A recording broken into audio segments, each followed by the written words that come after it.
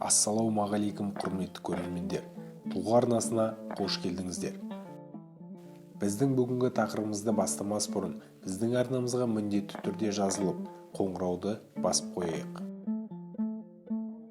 Білетіндердің айтуынша, ұлы жазушы Мұхтар Әуезов әйелдерге немқұрайлы қарамаған жан.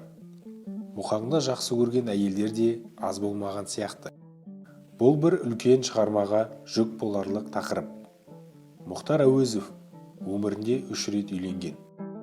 1917 жылы атастыру салты бойынша ол 15 жастағы Райхан есімді бойжеткенге үйленеді. 1918 жылы Мұғамила есімді қыздары дүниеге келеді. Мұғамила апа 90 жыл өмір сүрді.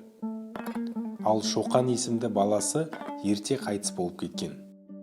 Өкінішке орай, Мұхтар Әуезов Райханмен көп тұрмайды. 1920 жылы 2 жас ажырасып, ол сүйікті қызын өзімен бірге алып кетеді. Одан кейін Абайдың немересі Мағауияның қызы Камилаға үйленеді. Оқыған кербез қызға қолқа салу үшін ділдаға жалынып жалпайып, араға ағайын туыстарды араластырып, 9 дүресі бағасын алып, әйтеуір не керек, арманы Камилаға қол жеткізіп отау тігеді. Екеуі қол ұстасып Ленинградқа барады.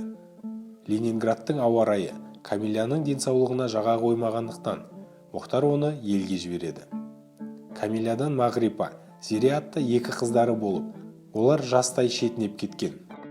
Өкінішке орай, Мұхтар мен Камила да ұзақ тұрмай ажырасады. Камила 1926 жылы өкпе ауруынан дүние салады.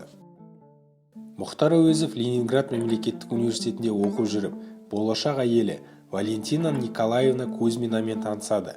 2 жас оқу бітірген соң Ташкентке қоныс аударып, ол мұнда Орта Азиялық университеттің аспирантурасына түседі.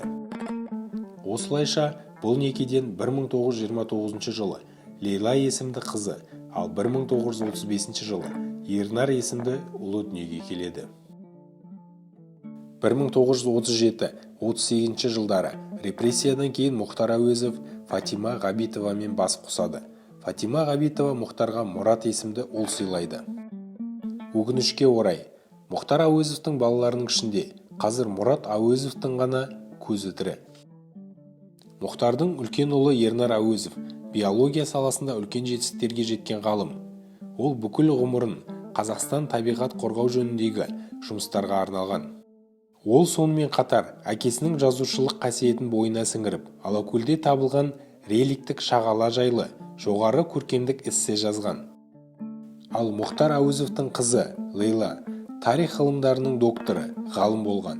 Ол Шоқан Уәлихановтың еңбектерін топтастырып, Жетісу дүнгендері мен ұйғырларының егін шаруашылығын зерттеген адам. Сонымен қатар Мұхтар Әуезовтың естеліктерін, шығармаларын толық жинақтап, мемориалды мұражайын ашып, оның дамуына көп еңбек сіңірген.